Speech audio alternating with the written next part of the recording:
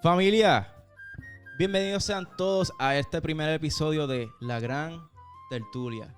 Conversaciones interesantes para gente interesante como tú.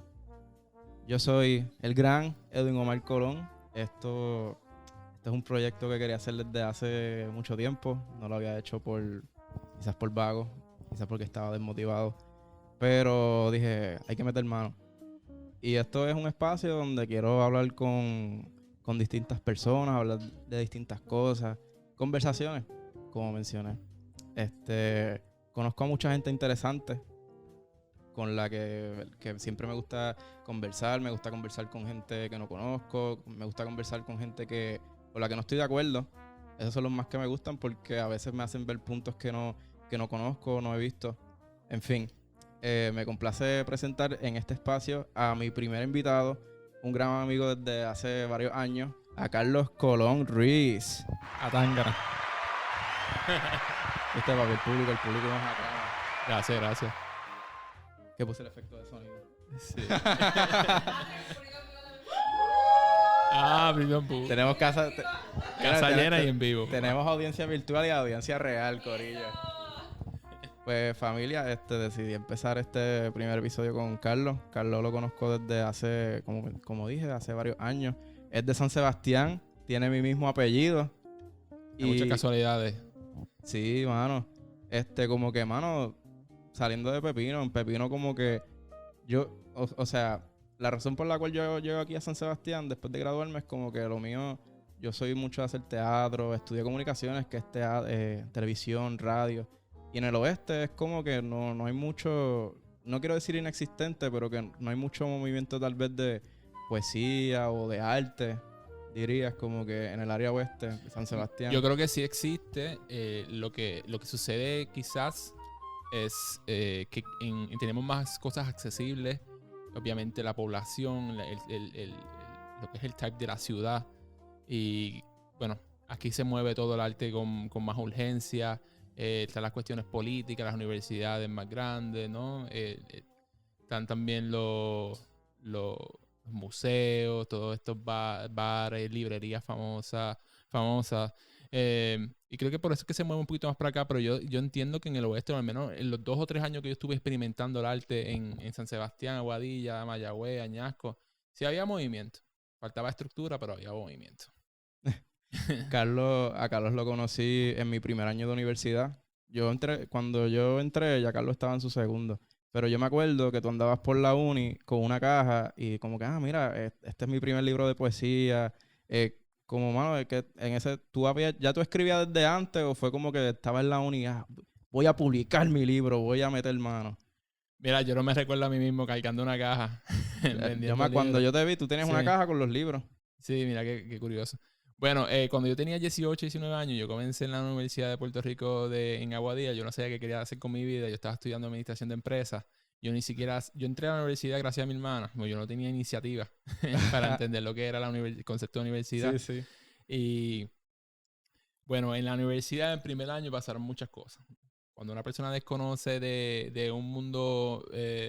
bueno, desconozco porque mi familia nunca fue a la universidad. Entonces, para mí, todo ese concepto era nuevo, por más raro que parezca. Entonces, vi un mundo exterior que me motivó a volver a escribir. Volver porque yo escribía ya en 8º, 7º grado y 9º, que era algo que yo utilizaba y a causa de bullying dejé de hacer y vuelvo a trabajarlo en la universidad. Okay. Es el mundo nuevo, que realmente no es muy nuevo. Me motivó a escribir. Y lo que yo realicé fue una autopublicación por Amazon que yo espero que jamás se...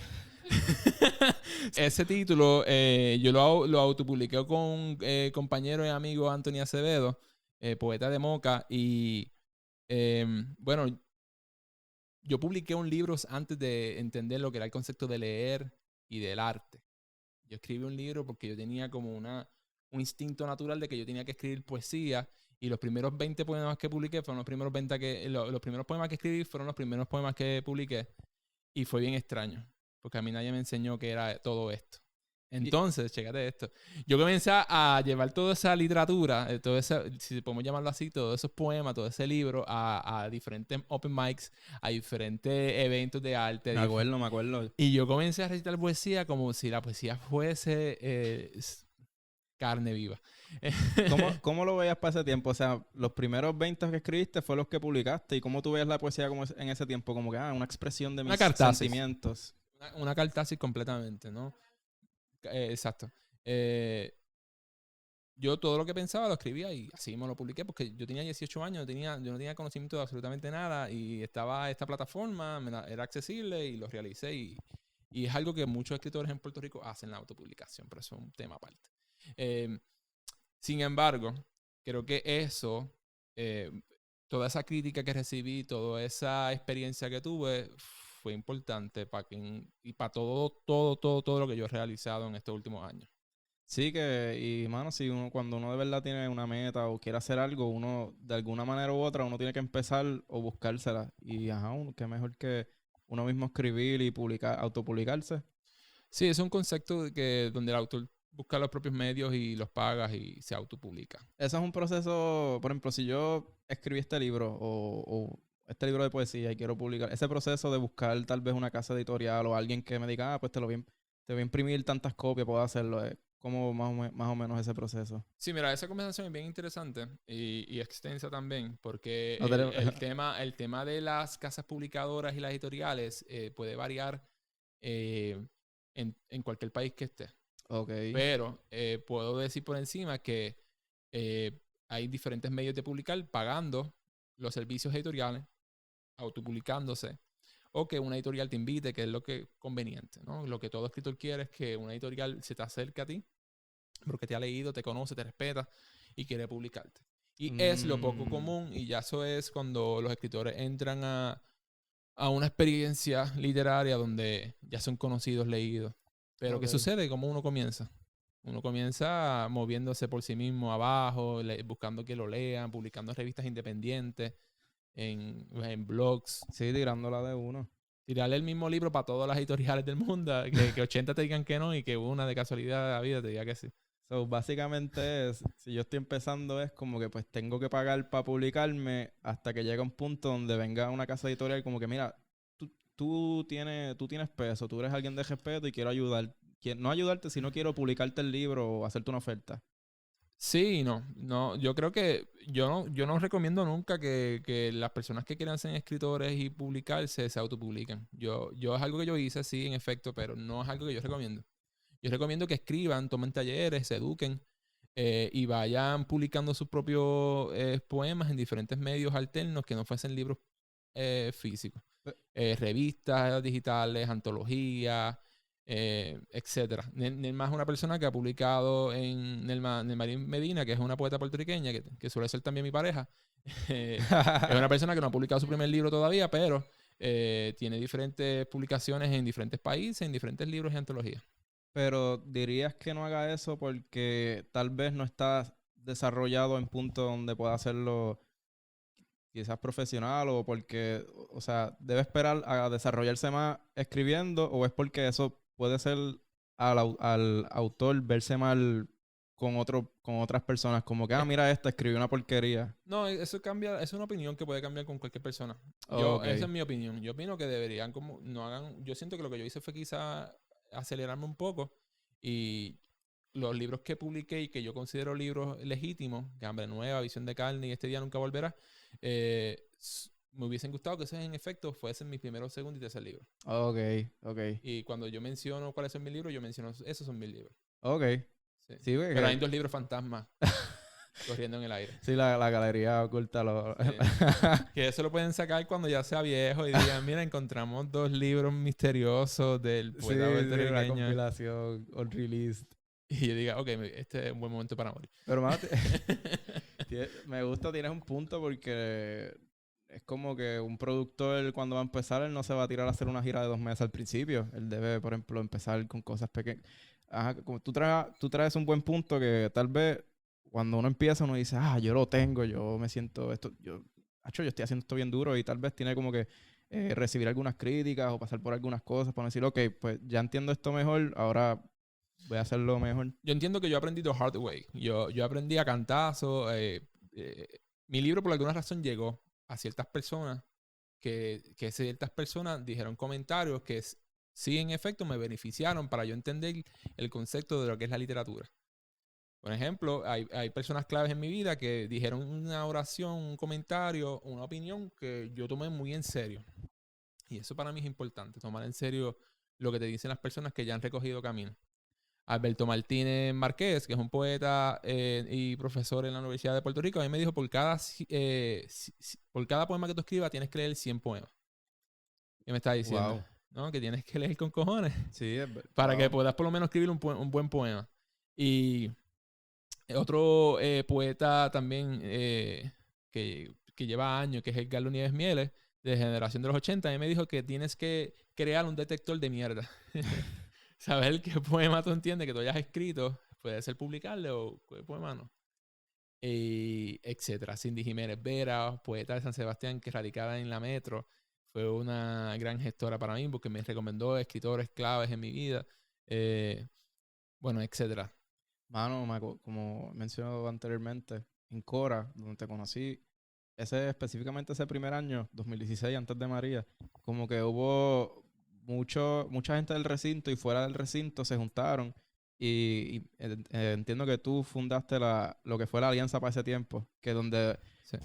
mucha gente, muchos artistas de distintas cosas, de música, escritores, actores, se juntaron y como que de ahí nació como que una base para nosotros querer crear o hacer más cosas, como que esa experiencia haciendo grupos, ¿verdad? Siendo líder de estas organizaciones, como que eso tal vez te ayudó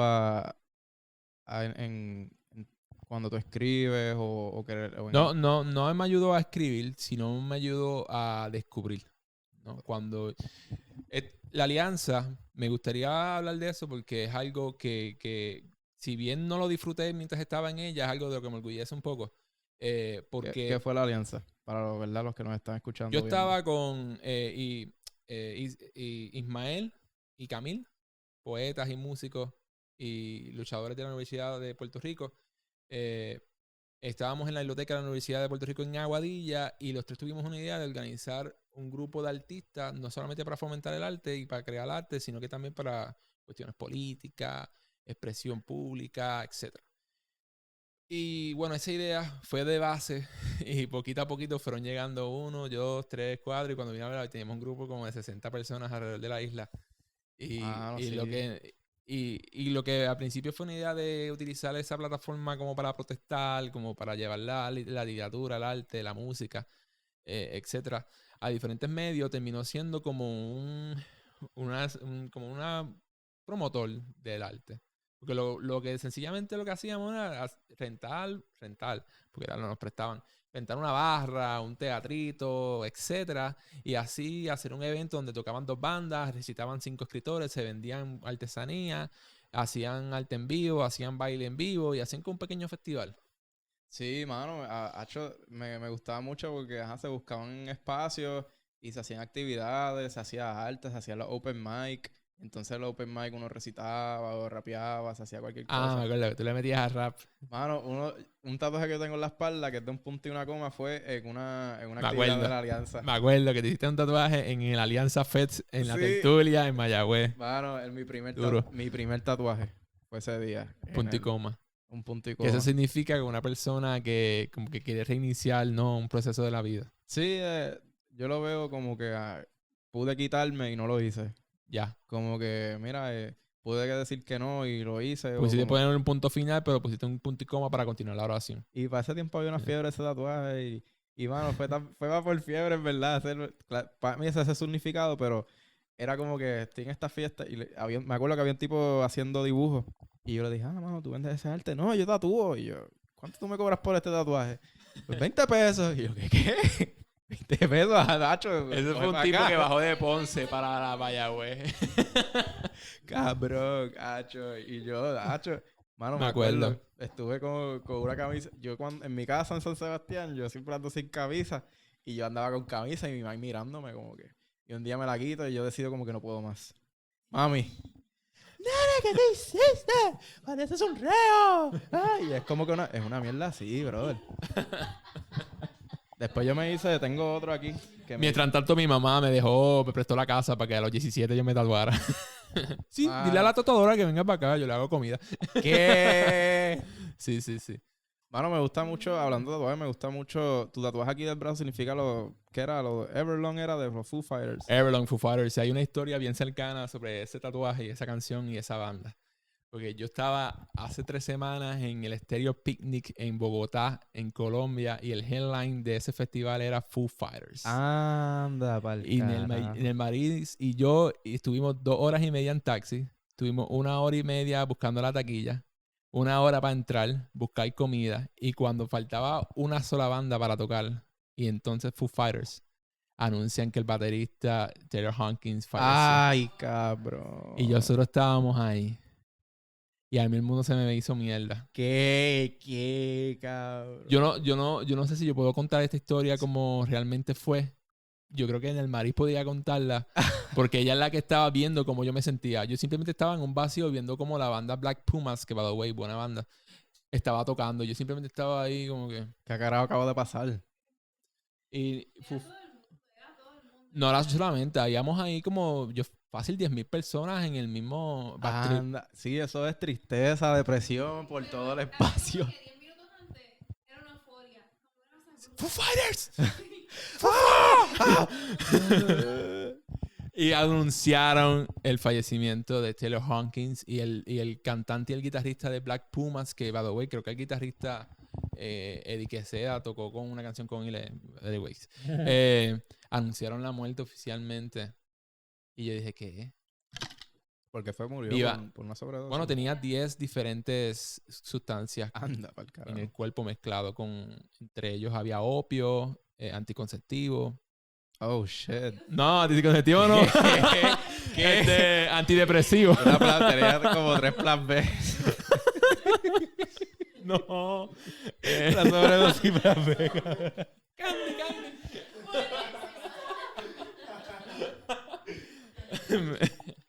Para el infierno después de aquí. Cabrón, es verdad, estamos jugando de Semana Santa. Yo me voy a podrir, mano.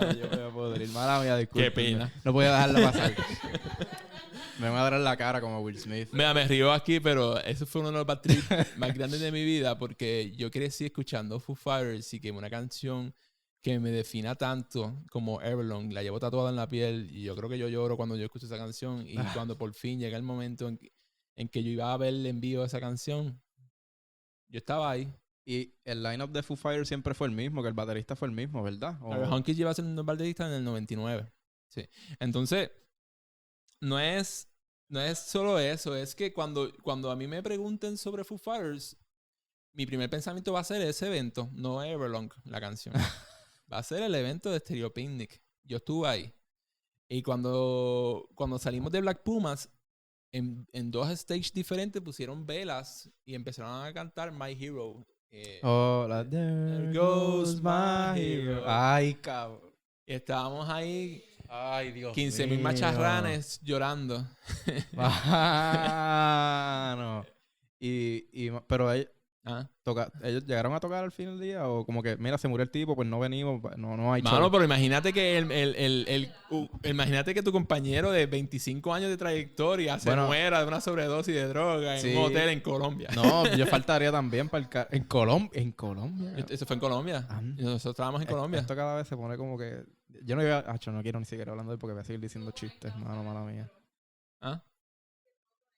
Sí, no. Todo conecta. Pues... Ni modo.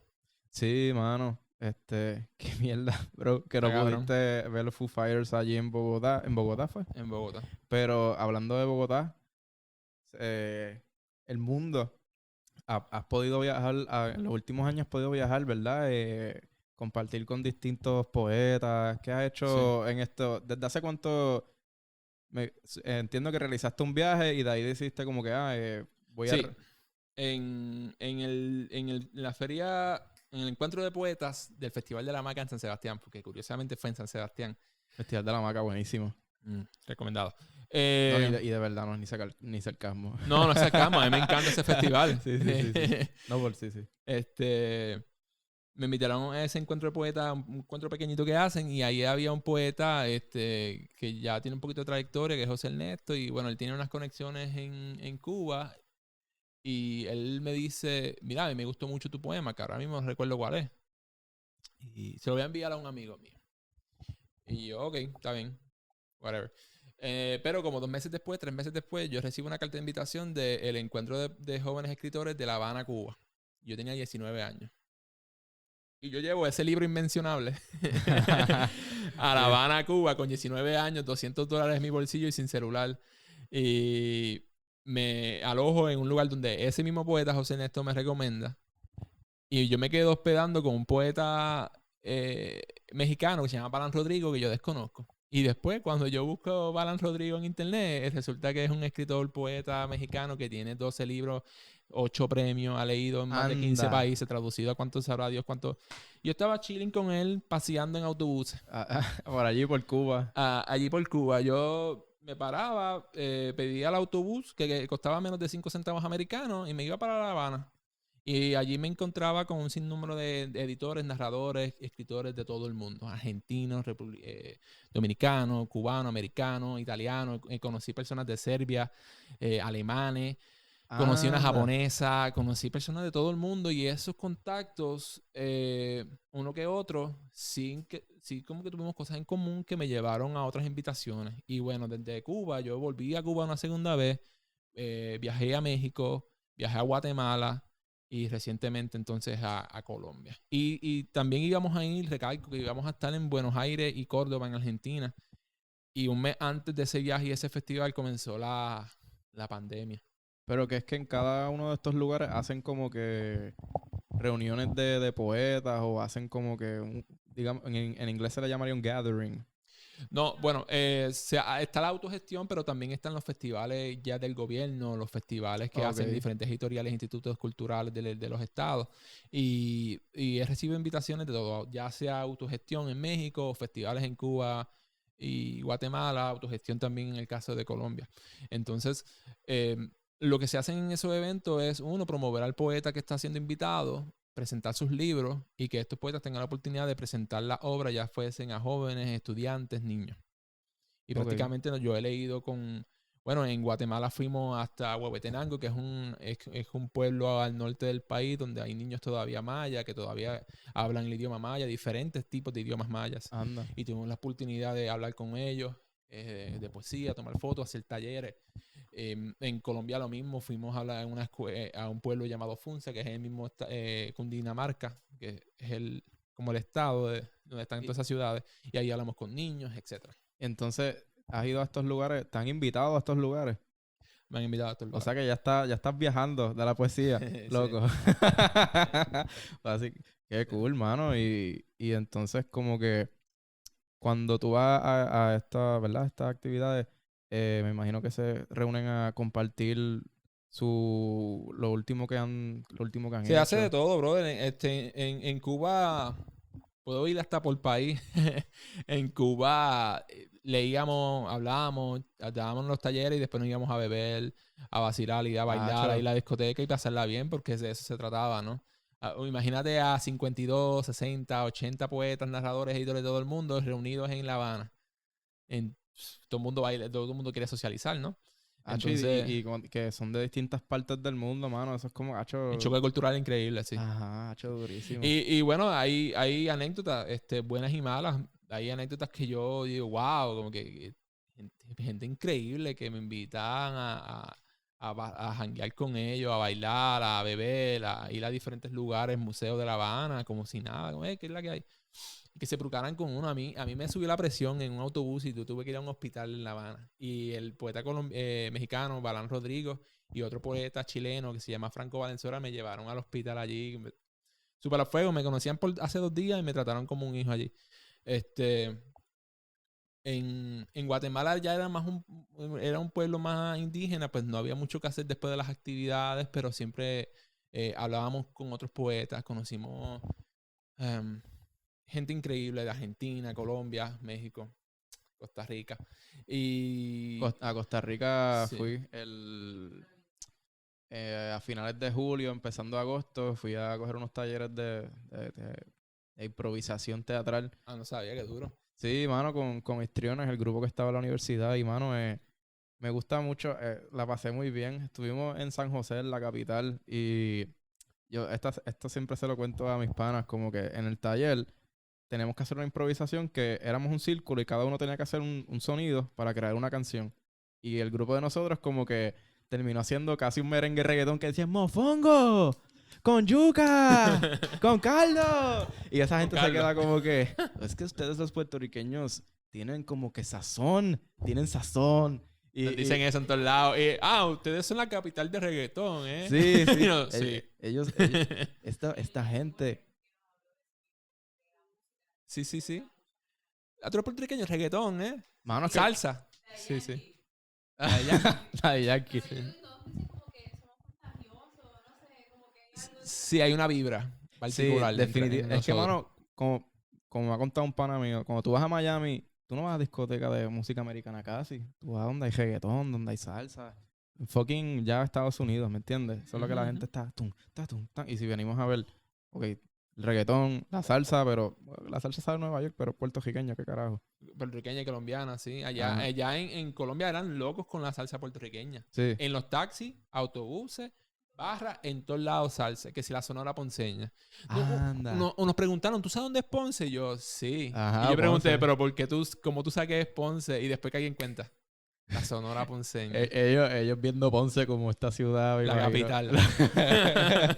Ay, Y nosotros Dios. acá preguntando que si pastelillo. Ah. Sí. Bro, Pero sí, cool. ha sido una experiencia increíble, bro. Y le cogí tanto cariño a viajar que yo quisiera encontrar una manera donde yo Mano. pudiera vivir. Mano, Viajando. Viajar es tan... Mano, hace años yo no viajaba. Hace como 8 años yo no viajaba. Fui a Costa Rica, como te dije, a finales de julio y después fui a New York. Yo no había ido a una ciudad así jamás en mi vida. Te contagiaste, ¿eh? Cabrón, era como en las películas. Sí. Era como que, mano, era como que... sentía que estaba viendo el sueño. Yo me grabé allí, mano, como que... como el tipo este de la montaña. ¡Eh! Sí. Aquí estamos. Ciudad Nueva York. Anda. Precioso. maravillosa. Qué maravilla. Vista maravillosa. Manhattan. Vista maravillosa. Times Square. Ahí está Krispy Kreme. Acho. A mí, mi primer viaje ever fue a Cuba. Y Ese viaje de... y después fui a Nueva York. Entonces, Wow. fue como ir al 1950, volver a Ajá. Puerto Rico a la actualidad y ir al futuro entonces a Nueva York. Cabrón. En menos de 5 o 6 meses. Loco. Sí, no, una cosa... Sí, Bueno, imagínate, primer viaje. viajar. Usualmente el primer viaje de los puertorriqueños a Disney. Ajá, O a Florida. A Florida. El primer viaje mío fue entonces pues a La Habana. Loco, cuando era chamaco, estaba en 5º grado, yo pensaba que Disney era un lugar, no un parque en Orlando, Florida. Yo pensaba que era este país, este sitio. Anda, wow, un sitio mágico. Bueno, si lo pensamos bien, ya. Tiene su propia constitución allí. Orlando está dentro de Disney, Sí, no. en verdad. Mano, y entonces, pues has viajado. Entonces, en este último viaje, diste un taller, ¿no? Sí. Te invitaron a dar un taller. Me invitaron... Ese viaje iba a ser para yo presentar mi segundo libro, Visión de Carne, que me lo publicó una editorial colombiana dirigida por editores venezolanos, el Taller Blanco Ediciones. Y lo que era una invitación para presentar mi libro se convirtió en un festival al final del día. Porque siguieron invitando personas, se unió la editorial que yo dirijo, Editorial Pulpo, se unieron 3 poetas puertorriqueños. Y al final del día, resultaba de casualidad de la vida que esa semana que nosotros estábamos utilizando para autogestionar toda esa serie de eventos, se celebraba también el Día Internacional de la Poesía allí en todo el mundo, pero en particularmente ese municipio de Funza celebraba todos los años invitando a diferentes poetas y nos invitaron a nosotros. Durísimo. Y nos dividieron en diferentes escuelas. Del Maris Medina dio taller, Jean Alberto Rodríguez dio taller. Fueron conversatorios, ¿no? Bueno, yo escogí dar el taller. Yo no quería pararme frente a niños de 9º, 10º grado a hablar de mí o de mi poesía. Entonces yo le di un tallercito, los puse a escribir y a leer en voz alta. Y a quienes se atrevían o yo entendía que tenían buen poema o entendieron el concepto de mi taller, pues yo les regalaba entonces un libro mío o les regalaba unas cositas que tenían que ver con la literatura. Y lo más interesante es que eran unos niños tan maduros y conocían más de Puerto Rico de lo que yo creo que los puertorriqueños saben de Puerto Rico. Me hicieron preguntas del estatus político, me hicieron preguntas sobre el Estado Libre Asociado, me hicieron preguntas sobre qué el puertorriqueño prefiere, que si la estadidad o la independencia. Todo ese tipo de... buenas las hicieron. preguntas. Unas buenas preguntas. Entonces, bro, buenas preguntas. yo en ese taller salió ese poeta y entró el estudiante de Ciencias Políticas. Yo estudié Ciencias Políticas en la Universidad de Puerto Rico en Río Piedra. Y yo tuve una clase monumental sobre la política pública puertorriqueña con unos niños del grado 11. Mano, y súper cool. Entonces, pusiste a los chamaquitos a escribir poesía. A los de 9º grado. Los puse a escribir poesía y les regalé libros a alguno que otro. Se volvieron locos con uno que si pidiendo autógrafo y toda la cosa. Entonces, cuando tú pones a estos chamacos a escribir poesía, ¿cómo tú lo evalúas? Yo trato que ellos se diviertan. Porque imagínate yo ir a una escuela a dar taller de poesía y a ponerlos a contar versos allí. Ok, Hasta yo me aburro allí y me duermo. es verdad. Yo trato de ponerlos a pensar y a ponerlos a hacer algo creativo. El taller que yo le dije a los muchachos fue... recuerden en su vida un alimento y que ese alimento les recuerde a algún familiar o amigo. Y van a escribir un poema de 3 versos. Que si la manzana gala me recuerda a mi abuela Susana y bla, bla, bla, por ahí para abajo. Y hay niños que hicieron un buen trabajo, entonces a esos niños yo como que si no se atrevían a leerlo, yo lo leía. Entonces es una manera también de mantenerlos activos, porque es que si me pongo yo a hablar allí con unos niños, se van a distraer con el celular, se van a hablar, Claro. se van a hacer chistes, yo sé cómo es la vaina. Entonces, pues quizás dándole un tallercito, se ponían un poquito más creativos. Y se la pasaron muy bien. Yo también la pasé muy bien. Entonces, cuando empezamos a hablar, me diste que cuando empezaste a escribir, no sabías lo que era poesía, no sabías qué era lo que estabas haciendo. Ya años luego, supongo que sí sabes, ¿verdad? Entonces, Sí, porque me volví un adicto a la lectura. si yo fuera Sí. uno de esos chamacos y tú me tienes que explicar, ya conociendo con mucho más experiencia qué es la poesía, ¿cómo tú me dirías que es la poesía para yo escribir mi primer poema o expresarlo de alguna manera? Pero esa pregunta me la hacían mucho. Y yo creo que puedo estar de acuerdo con otros compañeros, que es la primera pregunta que todo el mundo hace, que qué es la poesía. Entonces, yo siempre contesto que soy yo. Y ¿quién soy yo para decir qué es la poesía? Ok. Entonces ese es el chiste, ¿qué es la poesía? Un frenesí. Hay un poema de Beckett que dice así. Ok. Sí, de Beckett. Entonces, yo lo que trato de hacer es que cada persona entienda por sí mismo qué es la poesía, porque si nos vamos a dejar llevar por qué es la poesía, por lo que entiende el Estado o el Instituto de Educación, el Instituto de Cultura, pues vamos a entrar a unas definiciones que son inexactas, que si las rimas, ya nadie utiliza rimas, que si la estructura, que si esto, que si lo otro. Yo creo que la poesía se ha vuelto ya un instrumento político y cotidiano. Ok. Sí. Mano, ¿y cuál es tu approach cuando tú estás escribiendo? Quiero mencionarte que leí ahorita un poema que me dijo como que, wow, se llama Isla. Ah, sí. Ese me De Hambre gustó. Nueva. Sí. Me gustó mucho. No sé si aquí pueda leerlo de casualidad porque lo Dale, tenía dale. de internet. De hecho, yo creo que no sé de memoria. O si lo puedes decir, si te lo sabes, lo puedes decir. Sí, llego a la costa más cercana, pongo mis pies bajo el agua y entonces entiendo que vivo en una jaula. Y ya ese fue el poema. Pues mi interpretación es que yo me imaginé como que alguien en la playa de Puerto Rico, en una playa cualquiera, Sí. pone su pie y como que se viene a dar cuenta, pero puñeta, en verdad no somos Estado, no somos nada. Como que se pone a pensar tal vez en esas cosas y es como que, puñeta. Hay un contexto político ahí, hay un contexto humano en que querer escapar, viajar, querer ver el mundo, entonces vivir en un territorio más pequeño, y hay muchos territorios más pequeños que Puerto Rico.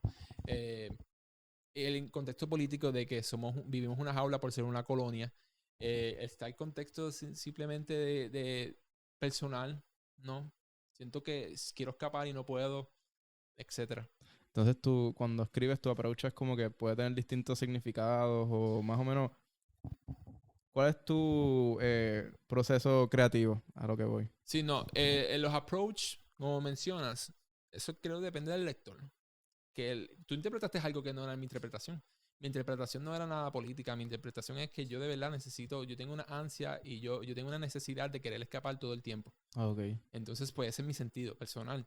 claro. Pero la poesía está escrita para que cualquier persona tenga una interpretación diferente. Sí, yo creo que esto es muy buen ejemplo. Entonces, sí, no, el ejemplo es buenísimo. Y un mejor ejemplo sería en las escuelas públicas cuando mandan a los niños a leer y le preguntan, oye, qué significaba la cortina, que si la alfombra, que si los Ujú. ojos.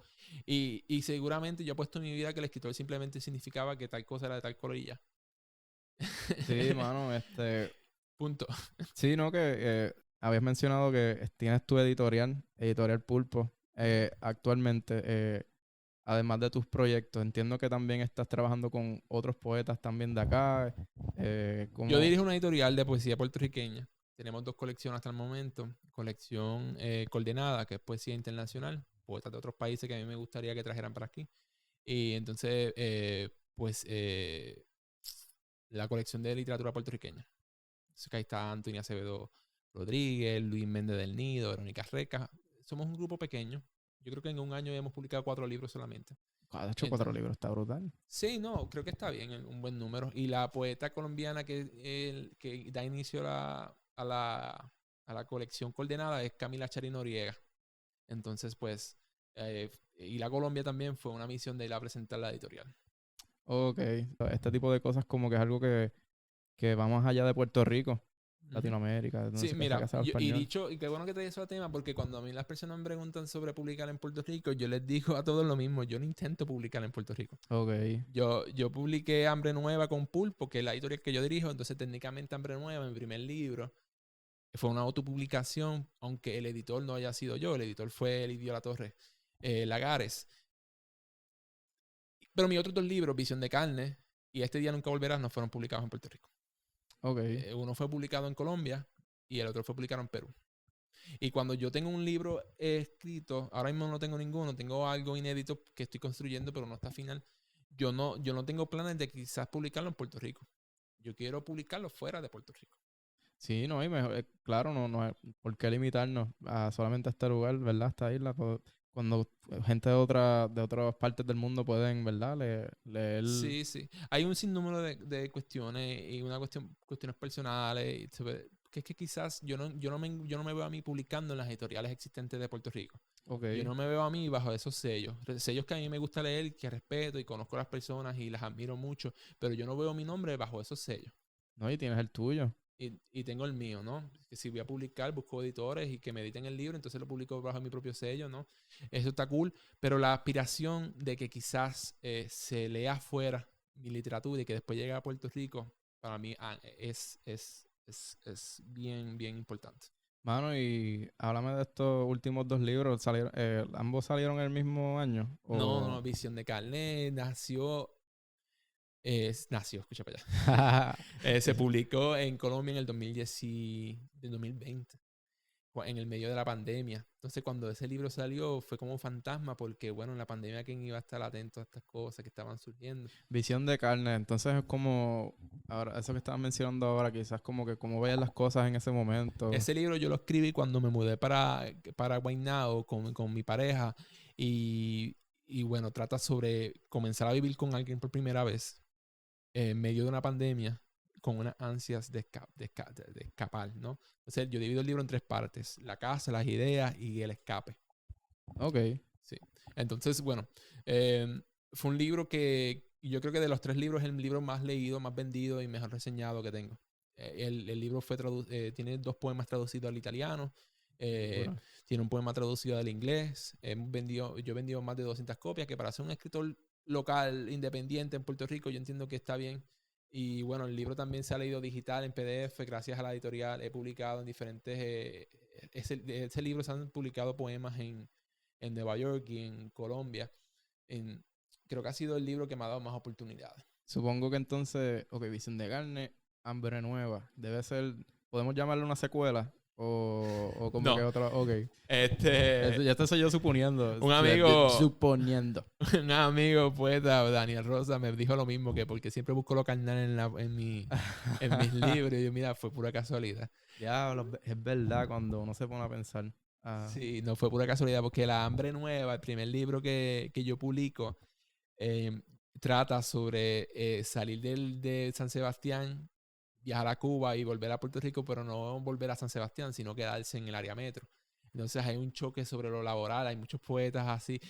Ese libro es importante porque fue cuando comencé a estudiar ciencias políticas y hay muchos contextos políticos que sí, súper marxistas, algunos poemas, bien nada que ver, anticapitalista, y bueno, el libro es bien explícito con unas cosas. Entonces hablo sobre mi experiencia como gondolero, que ese entonces trabajaba en Econo, entonces vengo para San Juan a trabajar en otro supermercado, y entonces pues hay una experiencia sobre eso. Ese es mi libro favorito de los 3 que tengo publicados. Loco, es que yo me imagino, porque lo he pasado, uno mudándose del oeste a la metro, bajo estas nuevas circunstancias, esta nueva vida, Reforma laboral asquerosa. aprendes a estas nuevas cosas, como que te da un choque existencial, cultural, a veces uno está como que... Cobrando 200 pesos, pero gastando 500, la gasolina, que sí, la desesperación, el estrés. Porque hay un choque cultural dentro del mismo Puerto Rico. Ajá. Como, what the fuck, mano. Sí, a 1 hora de distancia. Mano, pero estábamos hablando el otro día y te mencioné que me gustó mucho lo que dijiste, que yo lo veo como la ciudad del sueño. El sueño de la ciudad. El sueño de la ciudad, que también se puede traducir al sueño americano, en donde todo el mundo busca quizás ir a la ciudad donde está el progreso, donde está el trabajo, donde están las oportunidades. Y Puerto Rico puede ser tan pequeñito, pero quizás acá están más lo que hablamos al principio del podcast. Hay más cosas accesibles. Sí, mano. Pero imagínate, entonces, no sé, vivir en el medio de un campo en Latinoamérica y querer ir a Los Ángeles o a Nueva York o a Ciudad de México o Buenos Aires, estas grandes ciudades del continente americano. El choque cultural que nosotros impactamos a 1 hora de distancia, imagínate el choque cultural de estas personas. Los Ángeles, lo mencionaste. Yo tengo un amigo que vive allá y él me cuenta como que allí todo el mundo allí todo el mundo quiere ser algo. Allí todo el mundo quiere ser un modelo, un cantante, un actor. Mucha gente termina en la calle. Yo estaba viendo videos, ahora mismo tienen un problema de homelessness, sí, creo. Y lo viví porque nosotros fuimos a San Francisco hace 6 meses atrás. Escuché que en San Francisco está... En todos lados, sí. Yeah. El estado de California yo creo que es uno de los estados... Bueno, si California fuese independiente, fuese el 5º país más poderoso y la economía más importante en el mundo. Imagínate. Hollywood. Sí, no, todo lo que es Hollywood, los entretenimientos, las plantaciones, esa gente distribuye frutas, fresas, guineo, aguacate por todo Estados Unidos y el mundo. Entonces, ver esa desigualdad social tan increíble, chocante. Diablo, sí, mano. La cuna, ¿no? De ahí, de la desigualdad. Sí, no, mano, pero volviendo al sueño de la ciudad, es como que yo siento que yo tengo que lograr algo aquí y no me voy hasta que lo que hacíamos en el West era ir a janguear a Quebradilla, a Mayagüez, quedarme en el Jetta bebiendo. El Jetta, mano, el Jetta ese que morí, lo tenías 3 días y 4 meses no estaba. Exacto, pero esos 3 días valían oro. Claro. Qué buenos recuerdos en el Jetta. Sí, no. Qué buenos recuerdos en Cora, mano, Aguadilla. Sí, buenos recuerdos. Quisiera volver a conectar con todas esas personas. Mano, full. Sí. Pues, mano, qué sueño tan triste cuando se acaba. Qué pena. Como decía, sac. Mano, de verdad que bueno volver a hablar contigo. Antes de irnos, ¿dónde pueden conseguir tus últimos libros? ¿Dónde pueden saber de ti? ¿Dónde pueden seguir? Pueden buscar mis libros en el libro787.com, en Librería Laberinto, Librería La Esquina. Sinceramente, pues vayan a mi perfil de Instagram, Carlos Colón Ruiz, y ahí tengo un Linktree que te va a llegar, te van a aparecer todos los links de donde conseguir libros, leer las traducciones, las revistas donde he publicado. Durísimo. A mí me pueden seguir, el gran Edwin Omar, en Instagram. También sigan a mi otro podcast, Doble Seguro Podcast, donde estoy con mis grandes amiguis, Naima y Cristi, siempre hablando, riéndonos, jangueando, vacilando. Es un jangueo light. Como yo digo, usted no tiene nada que hacer, lo que está guiando, no tiene nada que hacer, pues póngase a escuchar el Doble Seguro Podcast y la va a pasar bien brutal. Y Corillo, gracias por todo. Gracias nuevamente, Carlos. Gracias, Edwin. Yo espero que este podcast se te dé bien cabrón y que traigas aquí a personas que yo admiro también. Aparte del Corillo de Aguadilla, estaría bien chévere. Ah, no, sí.